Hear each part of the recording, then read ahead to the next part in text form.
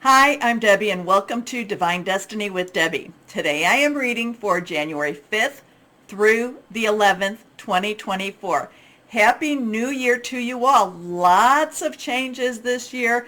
We have been inundated with major changes for the last, 4 or 5 years, but now we have a little bit more. It's going to be a little more energizing. So instead of feeling so tired, we should start feeling more up to the task. And we should start feeling like we can accomplish so much more, okay? Now, I am an intuitive channeler. I open myself to God, Source, Holy Spirit, and I ask whatever needs to come through, come through. I am also a Reiki 3 master. Now, the cards I use, I have prayed over them, I have meditated over them, and I have infused with Reiki energy. So let's go through this. Oh, but remember, these are general readings. They may or may not resonate. Take what you like, leave the rest, okay? Big changes happening. We have Pluto about to go into Aquarius, and that'll happen right when we go into Aquarius season. And then later on in the year, more towards Gemini time, we will have Uranus, which is expect the unexpected, which has been in Taurus, Earth energy, transitioning into Gemini, so another air sign. So there's a lot of new energies, new thoughts, new ways of seeing things, and new ways of doing things coming to us right now. Jupiter is direct also, so that in itself, and then Jupiter transitions also. So we've got this 2024. Two numbers are very important. So we have January 11th or 10th and 11th coming. So we're going to have that 1-1-1 energy, and that is all about new beginnings, new starts. We also have a new moon on January 11th. So again, it's going to be it's new starts. That's what new moons are all about. But also remember that that this is a time of magic. Okay, 224 2024 comes out to 8. Unlimited opportunities, unlimited possibilities. And in February, we will have the Chinese New Year transition from the rabbit, which has been going down a lot of bunny trails and rabbit holes, transition into the dragon, the wood dragon. Now remember, the dragon is a very powerful creature, so we will see more as that goes along. Anyway, the cards that I'm going to use, and this is not this is the main reading. This is not the individual readings, but for the individual readings, I will be using my Radley Valentine Angel Tarot cards, my John Holland Psychic Tarot and Oracle cards. I will use my Doreen Virtue, Grant Virtue, Angels of Abundance, the Gateway Gemstone Oracle cards, and that's by Margaret Ann Lembo and Victoria Rose Martin. And because this is a new moon, which brings about new starts, it will be 1-1-1 in Capricorn. I will use the Moonology Manifestation card, Oracle cards, Yasmin Boland, artwork by Lori Mena. Now, this is the overview. So what I do for an overview, I use my Radley Valentine deck again, Angel Wisdom Tarot cards, and this time we will pull out the Good Tarot, Colette Baron Reed. Again, I prayed, meditated, I've infused all the decks with Reiki energy. Again, take what you like, leave the rest. They may or may not resonate. So let's go back here. I like to tell you what I am seeing. I like this one site that I go to, and that's reversed, so you won't be able to read that. Hold on a second. There we go. And I like this one site. It is the-astrologer.net. This is for Capricorn season.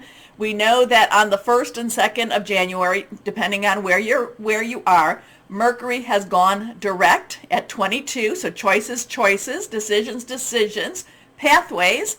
Also 2 + 2 = that 4. 4 is stability and organization. It's going direct in Sagittarius.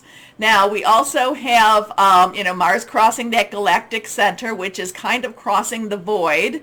Mars on the 4th is entering into Capricorn. So Mars energy is associated mostly with Scorpio. Pluto is associated with Scorpio, but Mars is also Aries.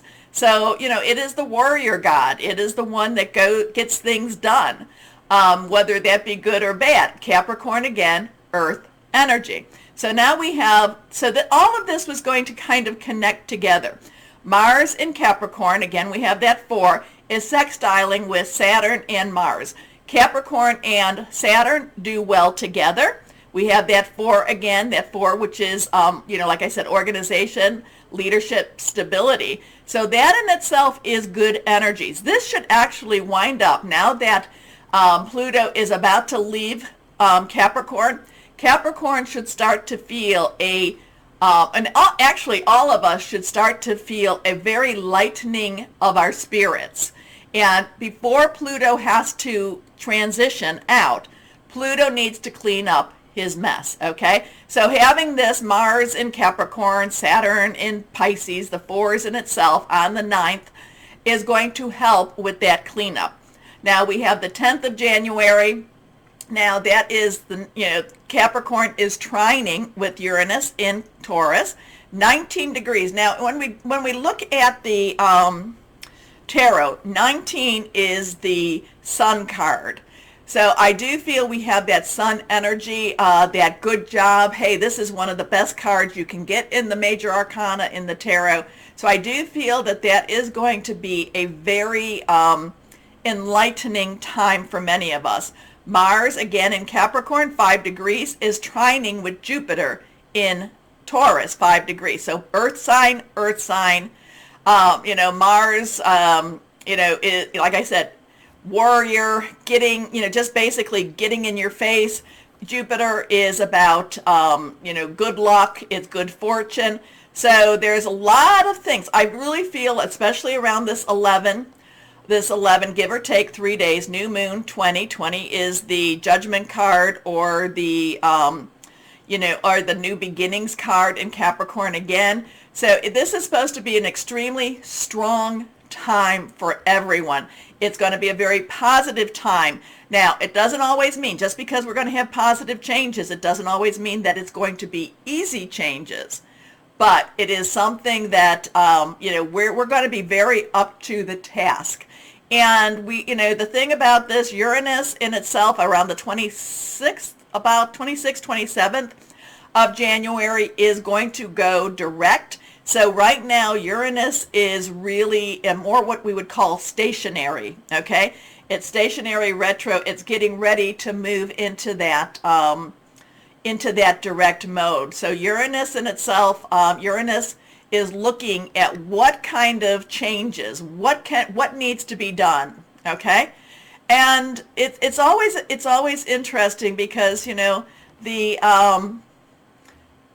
planets themselves are named after the gods of old, small g, okay?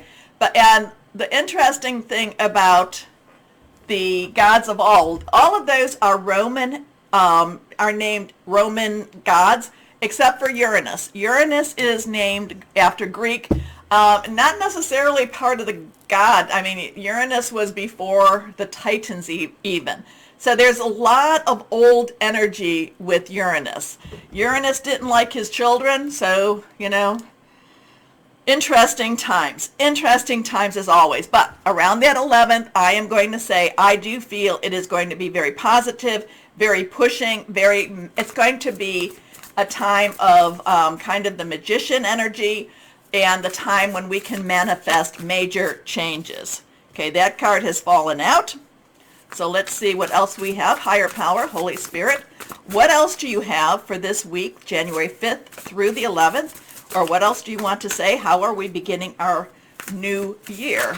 Every year there's always challenges to life. But remember what I always say. If I might not say it all the time, but one of the things I say when we have challenges, I must be doing something right. I've got the devil so uptight. Okay. Card has fallen. Well, these cards have fallen out. Let's put these over here.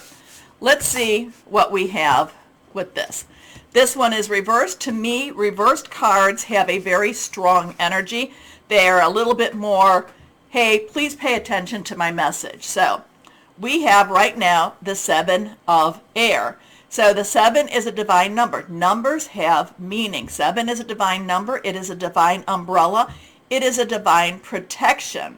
Now, The air energy in itself is Aquarius, it is Gemini, it is Libra.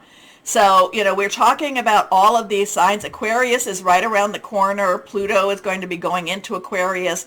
We talked about Gemini, but that's a little bit more towards the springtime or a little bit after the spring. But we also have Libra. Libra is that south node, or the south node is in Libra, trying to make some sense with the past. So we have someone over here. Here we have the people here, the four watching the fire, and then we have this other one rushing off. Taking the 1, 2, 3, 4, 5, 6, 7 swords. So we don't have 7 people per se here. We only have 5. So this does connect back to that 5 of swords where I talk about sneaky snake. This is a time when when I say, this is a time when it's look here, don't look there. So there could be some things going on in the world where it's trying to divert our attention, trying to make us look at things that are not necessarily the reality of life, the reality of what is going on. So the 7 does present the 7 of air does present some changes. Now I'm watching this bird. I'm not quite sure what kind of bird that is, but the bird is watching. So even though these people are being, being tricked, or these people are being mesmerized by the fire, and this person is running off. Now, generally, when I see the 7 of swords, I kind of think that the person has nefarious intentions. He has a different type of look. He might actually be the one rushing into that future, kind of saying, no. These people want to sit around and sit and not necessarily take care of whatever needs to be being taken care of. This person could be going for some aid. I'm getting a little bit different of a vibe with him than I normally do. But the bird is watching. Something is watching. Something is seeing what is happening. And we have some buds on the tree. Not great plumage, but we do have some budding. A loss of peace of mind or personal freedom. Take caution and be aware of others' actions. Of material loss. Make sure you are being honest with yourself. Embarrassing secrets. So this is associated with Raguel. This is also associated with 8, which in the major arcana in this deck is associated with justice. So justice is coming. Justice is here. It may feel very uncomfortable for a lot of people. Again, I do get this feeling like people are being mesmerized, but there are people that are rushing. But again, too, all of the time, this 7 of swords, 7 of air gives me a look here, don't look there. Okay, so let's see this next card. So now we have the Knight of Water. So knights are very directional. They're going after what they want. Now, water in itself is our Cancer, our Scorpio, and our Pisces. Pisces is the one that has, Neptune and Saturn in it, and it will be there for a while. Hidden dreams, hidden wants, hidden, coming to the surface. Now, water is about flowing energy, spiritual energy, things very, very emotional energy. Now, he is running through his water. He is carrying his cup. Now, the thing about him is, a lot of times Knights of Water, Knights of Cups, is about new emotion or running into or jumping into a new emotional situation. It can also be about a new relationship here. But I'm also looking normally on a lot of the other cups, on a lot of the other Knights of Cups, the knight is actually being very careful with the cup of water. Here he is going in full-fledged. He doesn't really care. I mean, he's watching it. He's watching it, but at the same time, if there is spillage, there will be spillage.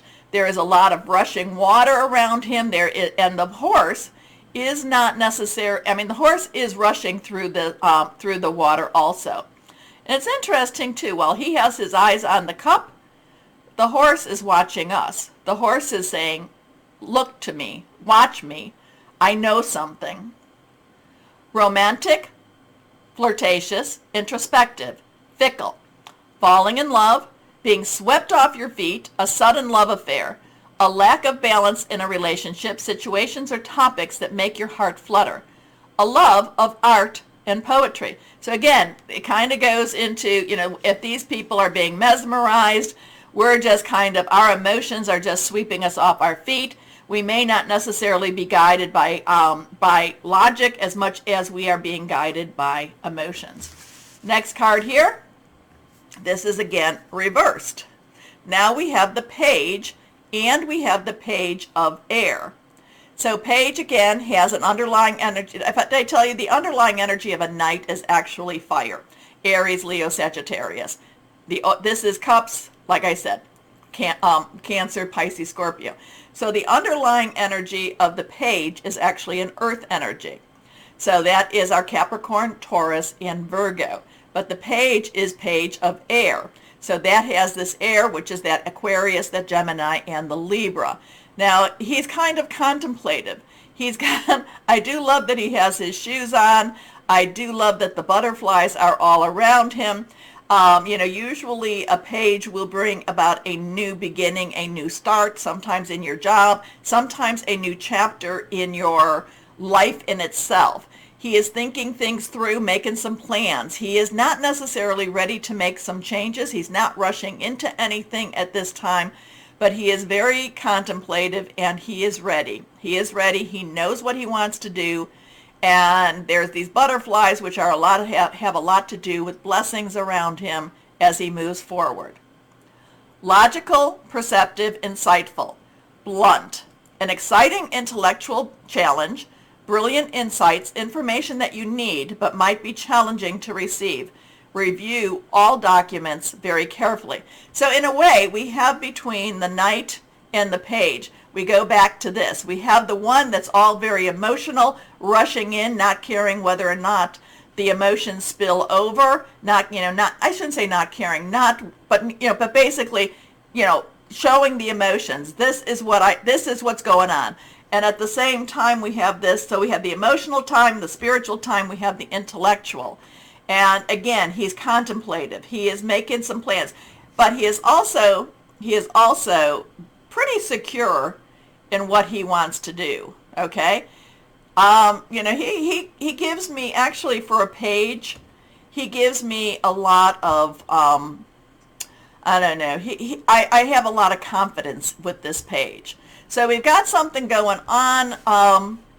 Again, look here, don't look there. We are entering into that, into that new moon, new start.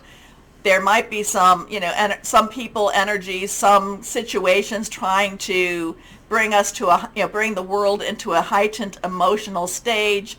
But yet at the same time, if you take a step back, you're going to see what needs to be seen. Okay. So don't worry. Again, I do feel that January 11th, as we get up to that, is going to be a very magical time, a magician time where we can manifest many different changes. Okay, let's go on and see what else we have here. This is what did I say? These are the Colette Baron Reed Good Tarot. We haven't used this for a while, I don't think, but let's see. What do we have here? Okay, higher power. What else do you want to say to everybody? Okay, there we go. Out there. The Hierophant.